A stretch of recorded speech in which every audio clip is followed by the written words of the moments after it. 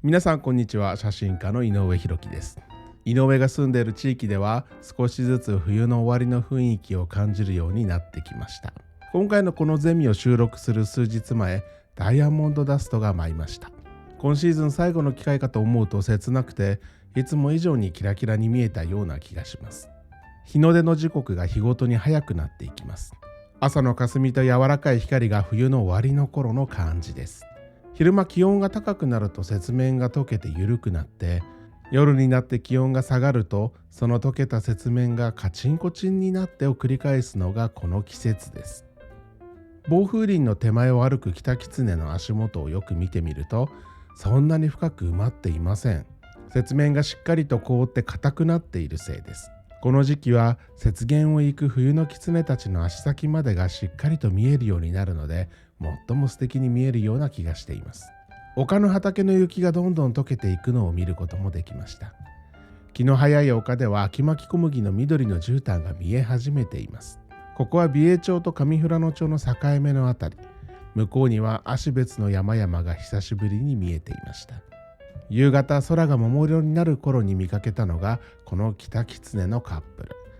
そっと寄り添っています。そう、ちょうど冬の終わりの時期は彼らの恋の季節なんですね。むつまじく幸せそうにしている姿を時々見かけるようになっています。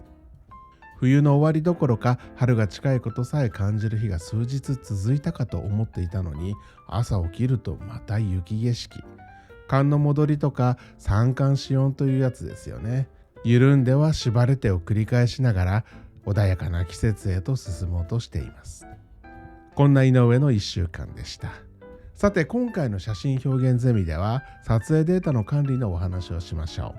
う。1日あたり数百、1000枚を超える撮影が少なくない井上が今200万枚を超える過去写真とともにどのように撮影データを管理しているのでしょうか。今回はその具体的な管理手順をご紹介したいと思います。あくまでも井上の撮影データ管理のお話ですから、皆様の撮影環境や撮影データ保存方針に合わせて参考にしていただけると幸いです。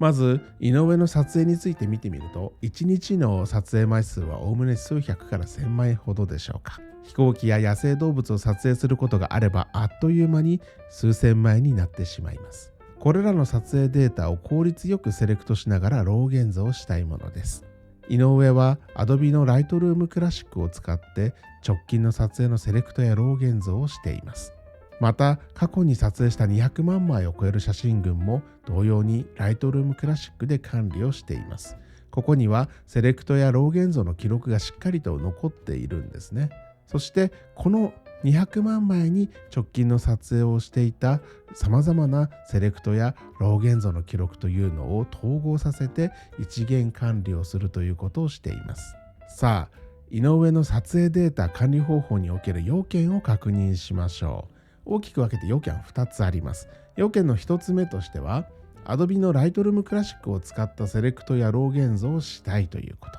その際にLightroom Classic がサクサク動作すること。ノート PC で外出先でも作業したいということが要件の1つ目に挙げられます。要件の2つ目としては、これまで撮影してきた全ローデータを Lightroom Classic の1つのカタログで管理して過去写真を探しやすくしたいというのがあります。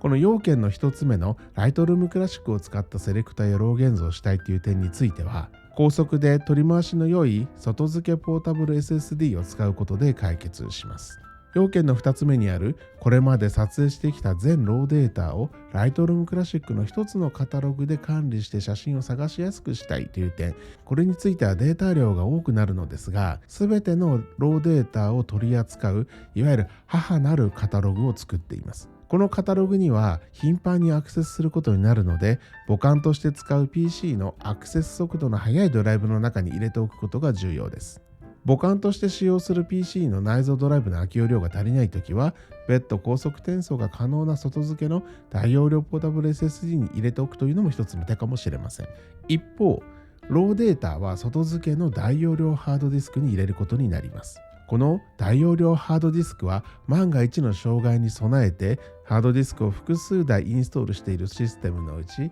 1台のハードディスクに故障が起きても復旧ができるレイドにしておくのが安全でしょう。ここまでについてローデータの行き先についてすごく単純に説明すれば、撮影直後のセレクトと現像には高速な外付けポータブル SSD に入れるということ。そして最終的なローデータの保存というのは超大容量のハードディスクに入れておくということ。この2点に集約されるのかなと思います。では具体的にどのような手順で撮影データを取り扱っているのかを見てみましょう。まずここには撮影したローデータが書き込まれたメモリーカードがあります。撮影が終わったらその日の晩寝る前にこれらのメモリーカードから全てのローデータを外付けのポータブル SSD にコピーをします。ここで大切なことは全てのデータをコピーすることと、この段階でメモリーカードの中身を削除しないということです。ここでメモリーカードの中身を削除してしまうと、せっかく二重化されてバックアップされたデータがまた一つになってしまってバックアップをしたことにならないからですね。メモリーカードのフォーマットはまだまだ我慢しておきましょう。メモリーカードから外付けのポータブル SSD へのローデータのコピーが完了したら、同じ外付けポータブル SSD の中にある、例えば2024年3月の写真などと名前を付けたライトルームクラシックのカタログで全てのローファイルを読み込んでセレクトと現像をします。セレクトや現像ができたら、そこまで出力した写真データやその元のローデータをクラウドストレージにアップしておきます。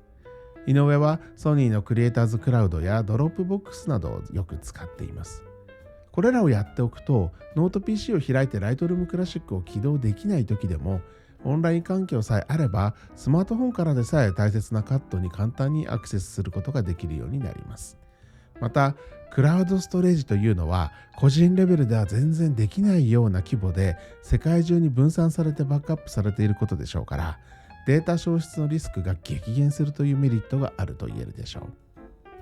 外付けのポータブル SSD の中にあるカタログとローデータを使ったセレクトと現像が終わったら、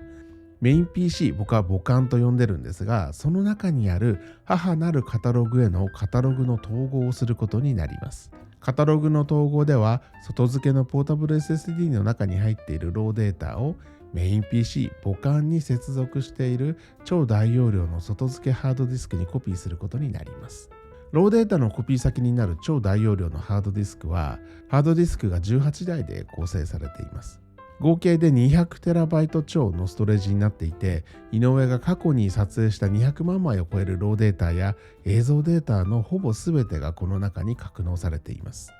ちなみにライトルームクラシック上でカタログの統合をするとき、外付けのポータブル SSD の中にあるローデータをどのようにするか選択できるのですが、新しい写真を新しい場所にコピーをするを選択することを忘れないようにしましょう。そうすることでメイン PC、母艦から超大容量の外付けハードディスクを参照することで一元管理をすることができるようになるのです。さて、ここまでの手順をこなしてくると、撮影したローデータの数はいくつになっているでしょうか。まず、メモリーカードの中に全てのローファイルが入ってますよね。そして、外付けのポータブル SSD の中にも入っています。クラウドストレージには一部の重要カットが入っていて、そして、4つ目としては超大容量の外付けハードディスクの中にもデータが入っているわけですね。ローデータは30ないし40に存在するようになっています。これだけあれば安心ですから、ここまでやってきたらね、一般的にはメモリーカードと外付けポータブル SSD にあったローデータはもう削除しても良いのかなと思います。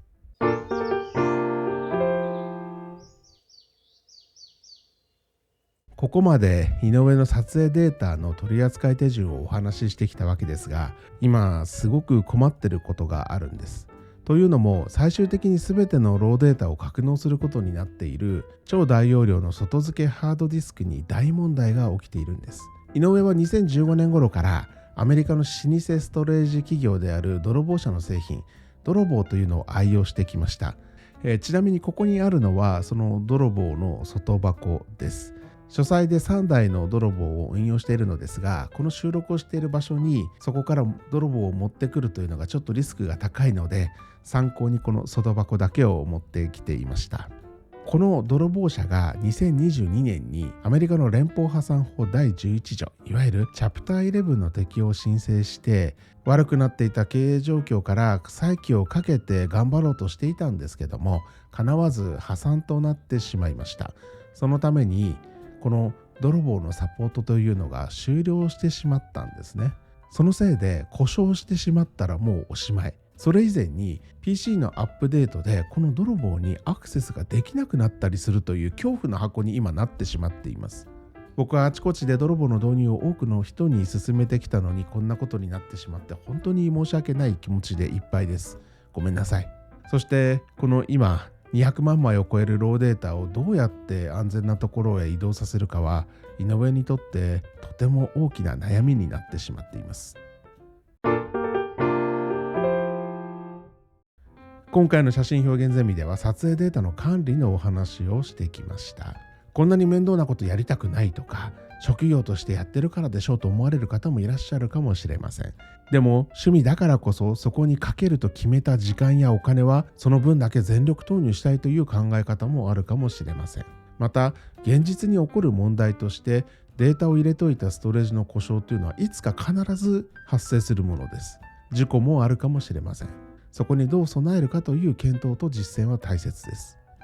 明るい話をすると、技術の進歩によって当初のセレクトや現像時にはノイズが多かったりピンボケしている写真が後の AI 技術によって救われたということも起きています。撮影直後のセレクトと現像だけが正解とは限らないんですね。これらのことも踏まえて、皆様の撮影環境や撮影データ保存の方針に合わせて井上の撮影データ管理を参考にしていただけたら嬉しいです。このチャンネルでは次回も新たなテーマとともに写真表現の楽しさについてお話をしていきます。楽しかった、これからも知りたいという方はいいねを、そしてチャンネル登録をよろしくお願いします。ではまた。